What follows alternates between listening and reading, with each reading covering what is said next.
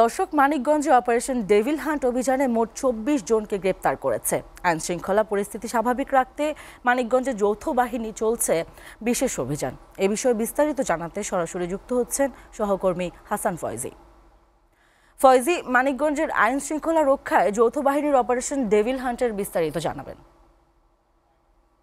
হ্যাঁ, আপনি যেমনটি বলছিলেন, গতকাল বুধবার সকাল ১০টা থেকে বৃহস্পতিবার সকাল ১০টা পর্যন্ত গেল ২৪ ঘন্টায় মানিকগঞ্জে ডেভিল হান্টে পরিচালনা করে আইন শৃঙ্খলা বাহিনী সদস্য ৬ জন আওয়ামী লীগের নেতা কর্মীকে গ্রেপ্তার করতে সক্ষম হয়েছে। এর আগে ১০ই ফেব্রুয়ারি ১১ জন এবং ১১ই ফেব্রুয়ারি ১৩ জন, এই মোট ৩০ জন কে এই বিশেষ অভিযান পরিচালনা করে মানিকগঞ্জ জেলার ৭ থানা পুলিশ তাদেরকে আটক করে।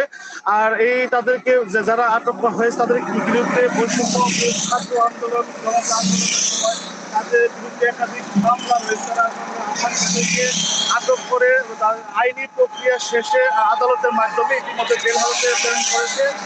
গেল ২৪ ঘন্টার মধ্যে যাদের ৬ জন নেতা কর্মীকে আটক করে তাদেরকে আইনি প্রক্রিয়া চলমান রয়েছে, তাদেরকে বিভিন্ন বিষয়ে জিজ্ঞাসাবাদ করা হচ্ছে, এমনটি আমাকে জানিয়েছে মানিকগঞ্জ জেলা পুলিশ। তবে এর মধ্যে গেল যে ৩ দিন অভিযান পরিচালনা করা হয়েছে, এর মধ্যে ইউনিয়ন আওয়ামী লীগের সভাপতি, সেক্রেটারি, উপজেলা আওয়ামী লীগের সহসভাপতি এই ধরনের নেতাকর্মীদের আটক করার খবর আমরা পেয়েছি। তারা ছাত্রলীগ, যুবলীগ, স্বেচ্ছাসেবক লীগ এবং আওয়ামী লীগের বিভিন্ন অঙ্গ সংগঠনের তাদের পদধারী রয়েছে। কিন্তু জেলা আওয়ামী লীগের সভাপতি, সেক্রেটারি এবং বিগত সময়ে যারা এই মানিকগঞ্জ ৩টি আসনের সদস্য রয়েছেন, যেমন মানিকগঞ্জ সাবেক স্বাস্থ্যমন্ত্রী আলহাজ জাহিদ মালিক স্বপন, সাবেক ক্রিকেটার নাইরুল রহমান দুর্জয় এবং বিশিষ্ট আলোচিত সমালোচিত এমপি মমতাজ বেগমের বিরুদ্ধে একাধিক মামলা রয়েছে। জেলা আওয়ামী লীগের সভাপতি, সেক্রেটারি, মূল ধারার যারা রয়েছে তাদেরকে কিন্তু এখনো আটক করতে সক্ষম হয়নি বা বিভিন্ন মামলা থাকলে তাদেরকে আটক করা যায়নি। তারা ৫ই আগস্টে সরকার পতনের পর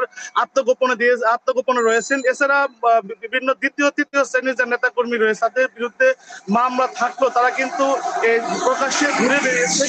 এই যে বিশেষ অভিযান পরিচালনা করার পর থেকে তারা পুনরায় আত্মগোপনে রয়েছে, এ কারণে তাদেরকে গ্রেপ্তার করা যাচ্ছে না বলে আমাদেরকে পুলিশ বিভাগ জানিয়েছে। তবে তারা এই অভিযান অব্যাহত রাখবে এবং আইন শৃঙ্খলা রক্ষা করার জন্য তাদেরকে আটক আইনের আওতায় নিয়ে আসবে বলে এমনটি জানিয়েছে। তবে ছাত্র যারা নেতাকর্মী রয়েছে বৈষম্য বিরোধী, তারা জানিয়েছেন অচিরেই তাদেরকে আরো অন্যান্য নেতাকর্মীদেরকে আটক করা হবে। এই ছিল মানিকগঞ্জের বিশেষ অভিযান পরিচালনার সর্বশেষ খবর।